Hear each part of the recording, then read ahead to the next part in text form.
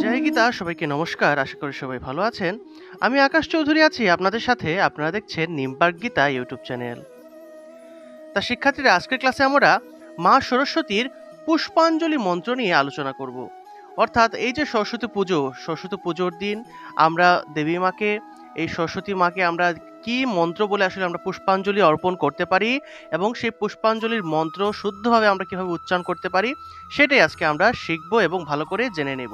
তা আপনারা অবশ্যই সম্পূর্ণ ক্লাস আমার সাথেই থেকে আজকে দেবী মা সরস্বতীর পুষ্পাঞ্জলি মন্ত্রটি শুদ্ধ সংস্কৃত উচ্চারণ সহ শিখে নেবেন। তো এখানে আমরা দেখতে পাচ্ছি যে সরস্বতী দেবীর পুষ্পাঞ্জলির মন্ত্র এবং প্রণাম মন্ত্রটি এখানে একসাথে লেখা আছে। তা সবসময় মনে রাখতে হবে যে পুষ্পাঞ্জলির মন্ত্রের শুরুতেই আমাদেরকে প্রথমে প্রণাম জানাতে হয়। অর্থাৎ সরস্বতী দেবীর প্রথমে আমরা প্রণাম মন্ত্র পাঠ করে ওনাকে প্রণাম জানাবো, এবং এর পরপরই আমাদেরকে পুষ্পাঞ্জলির মন্ত্র পাঠ করে পুষ্পাঞ্জলি অর্পণ করতে হবে। ঠিক আছে? তা চলুন আমরা প্রথমেই এই মন্ত্রগুলোর উচ্চারণ ভালো করে দেখে নিই, তারপরে এগুলো আমরা পাঠ করে আপনাদেরকে দেখিয়ে দিব কিভাবে পাঠ করতে হয়, কিভাবে শুদ্ধ সংস্কৃত উচ্চারণে সুর দিয়ে সুন্দর করে আপনারা পাঠ করবেন। তো এখানে আমরা দেখতে পাচ্ছি লেখা ওম সরস্বতী দন্তস্ব। ঠিক আছে? দন্তস্ব উচ্চারণ হলো স এর মতো উচ্চারণ করতে হবে। তাহলে সরস্বতী দন্তস্ব এর নিচে বফলা আছে। এই যে বফলা যুক্ত দন্তস্ব, বফলা থাকলে এটা মূলত সুয় উচ্চারণ হবে। সুয় উচ্চারণ করতে হবে, অর্থাৎ এইভাবে সুয় উচ্চারণ করতে হবে। তাহলে সরস্বতী। ঠিক আছে, আমি আবার বলি, দন্তস্ব নিচে বফলা থাকলে সেটা সুয় উচ্চারণ করতে হয় এইভাবে। সুয়, দন্তস্ব রস্যকার অন্তস্থ, এভাবে সুয় উচ্চারণ করতে হয়। তাহলে ওম সরস্বতী মহাভাগে বিদ্যে কমললোচনে বিশ্ব। এখানে দেখুন তালবস্বর নিচে আবার বফলা আছে। বফলা থাকলে রস্যকার অন্তস্থ অ যুক্ত হয়ে উচ্চারণ হয়। তাহলে তালবস্বর নিচে বফলা থাকলে কি উচ্চারণ হবে? তালবস্বর রস্যকার এবং অন্তস্থ উচ্চারণ হবে। তাহলে সুয় উচ্চারণ, বিশ্ব এভাবে। বিশ্বরূপে বিশালাক্ষী, লাক্ষী উচ্চারণ হবে। বিশালাক্ষী, এখানে ক্ষীয় আছে, এই ক্ষীয়ের উচ্চারণটা মূলত ক যুগ মূর্ধন্য ষ এইভাবে উচ্চারণ হয়। ঠিক আছে? তাহলে লাক্ষী বিশ্বরূপে বিশালাক্ষী বিদ্যাম। এখানে দেখুন অনুস্বার থাকলে ম উচ্চারণ হয়ে থাকে। সংস্কৃত ভাষায় অনুস্বারের উচ্চারণ হলো ম। তাহলে বিদ্যাম দেহি নমোস্তুতে। এখানে হ এর মতো একটা অক্ষর আছে, এটা কিন্তু হ নয়, এটা লুপ্ত অ বলা হয়। এই যে হ আছে কিন্তু উপরে কিন্তু মাত্রা নেই, দেখতে পাচ্ছেন? এই যে হ আছে, হ এর উপরে কিন্তু এখানে মাত্রা নেই। এই মাত্রাহীন হটাকে আসলে লুপ্ত অ বলা হয়। অর্থাৎ এখানে এই লুপ্ত অ এর উচ্চারণটা, এখানে হালকা অ এর মতো উচ্চারণটা আসবে, তবে পূর্ণরূপে অ উচ্চারণ হবে না। অর্থাৎ নমো, এই যে নমো উচ্চারণ করলে একটা অ চলে আসে, এটাই হলো লুপ্ত অ এর উচ্চারণ। তাহলে বিদ্যাম দেহি নমোস্তুতে এইভাবে নমোস্তুতে উচ্চারণ হবে। তাহলে আমরা আবার দেখি, ওম, অর্থাৎ আ দিয়ে আরম্ভ করতে হবে। ওম, অর্থাৎ মুখটা বড় থেকে ছোট হবে, মুখটা একদম আ করতে হবে, হা করে একদম বড় থেকে ছোট করতে হবে। ওম সরস্বতী মহাভাগে বিদ্যে কমললোচনে বিশ্বরূপে বিশালাক্ষী বিদ্যাম দেহি নমোস্তুতে।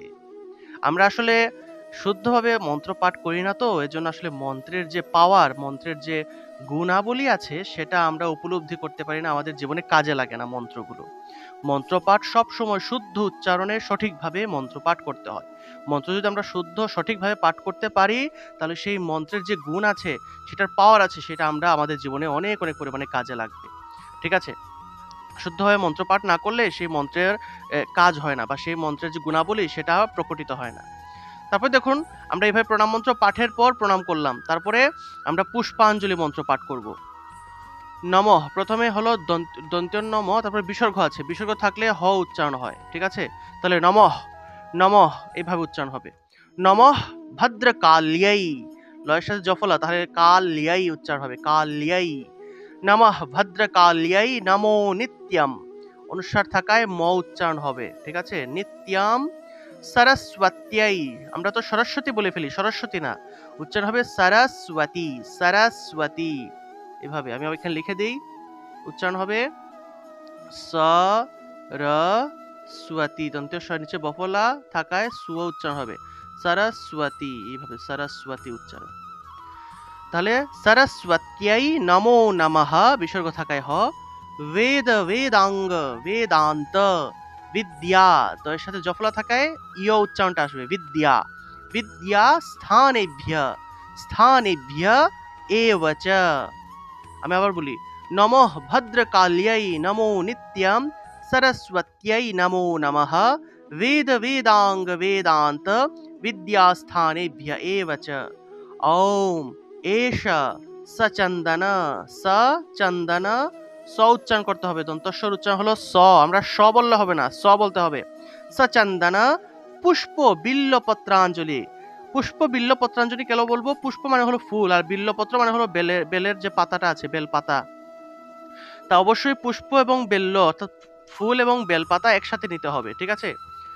তাহলে পুষ্প বিল্লপত্রাঞ্জলি সরস্বত্যাই নমঃ, সরস্বত্যাই নমঃ, বিসর্গ থাকায় হ। তাহলে আমরা সম্পূর্ণ মন্ত্রটা সুন্দর করে পাঠ করি। আপনারা অবশ্যই আমার সাথে থেকে, আমি 2 বার করে পাঠ করব, আপনারা অবশ্যই ভালো করে শুনবেন প্রথমবার, দ্বিতীয়বার আমার সাথে সাথে সবাই বলবেন, ঠিক আছে? তাহলে আমি পাঠ করি, আমি ঠিক যেভাবে পাঠ করব আপনারাও সরস্বতী মায়ের সামনে বসে ঠিক একইভাবে পাঠ করে আপনারা পুষ্পাঞ্জলি অর্পণ করবেন। তাহলে চলুন আমরা পাঠ করি। ওম সরস্বতী মহাভাগে, সবাই বলুন আমার সাথে সাথে বলুন, ওম সরস্বতী মহাভাগে বিদ্যে কমললোচনে, বিদ্যে কমললোচনে বিশ্বরূপে বিশালাক্ষী, विश्वरूपे विशालाक्षी विद्यं देहि नमोऽस्तुते, विद्यं देहि नमोऽस्तुते। नमः भद्रकाल्यै नमो नित्यम्, नमः भद्रकाल्यै नमो नित्यम्, सरस्वत्यै नमो नमः, सरस्वत्यै नमो नमः। वेद वेदांग वेदांत, वेद वेदांग वेदांत विद्यास्थानेभ्य एव च, विद्यास्थानेभ्य एव च। ॐ एष सचन्दन पुष्पबिल्लोपत्राञ्जलि सरस्वत्यै नमः।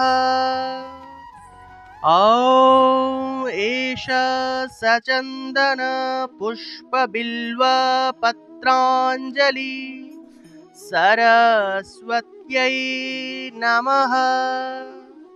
তা এইভাবে আমাদেরকে অবশ্যই এই পুষ্পাঞ্জলির মন্ত্রটা শুদ্ধ সংস্কৃত উচ্চারণে পাঠ করতে হবে। আমি এখানে প্রত্যেকটা অংশ 2 বার করে পাঠ করেছি, যাতে করে আপনারা প্রথম অংশটা প্রথমবার শুনতে পারেন এবং দ্বিতীয়বার আমার সাথে সাথে বলতে পারেন। আপনারা অবশ্যই এই প্রণাম মন্ত্র সহ এই পুষ্পাঞ্জলি মন্ত্রটা মুখস্থ করে নেবেন এবং প্রত্যেকবারই আপনারা যতবারই দেবী মাকে আপনারা পুষ্পাঞ্জলি অর্পণ করবেন, ততবার এই মন্ত্রটি পাঠ করে আপনারা পুষ্পাঞ্জলি দিয়ে আপনারা প্রার্থনা করবেন। তা ধন্যবাদ সবাইকে, সবাইকে এতক্ষণ আমাদের সাথে থাকার জন্য সবাইকে অসংখ্য ধন্যবাদ। আমাদের আজকের ভিডিওটি যদি ভালো লেগে থাকে তাহলে অবশ্যই ভিডিওতে লাইক দিবেন, কমেন্ট করে জানাবেন কেমন লাগলো, এবং অবশ্যই আমাদের এই চ্যানেলটি সাবস্ক্রাইব করে সর্বদা আমাদের সাথেই থাকবেন। সবাইকে নমস্কার, এবং আগামী 9 তারিখ থেকে আমাদের নতুন একটি গীতা কোর্স আরম্ভ হচ্ছে, অনলাইন গীতা কোর্স, জুম অ্যাপের মাধ্যমে ক্লাস নেওয়া হয়। আপনারা অবশ্যই সেই কোর্সে ভর্তি হওয়ার জন্য যোগাযোগ করবেন।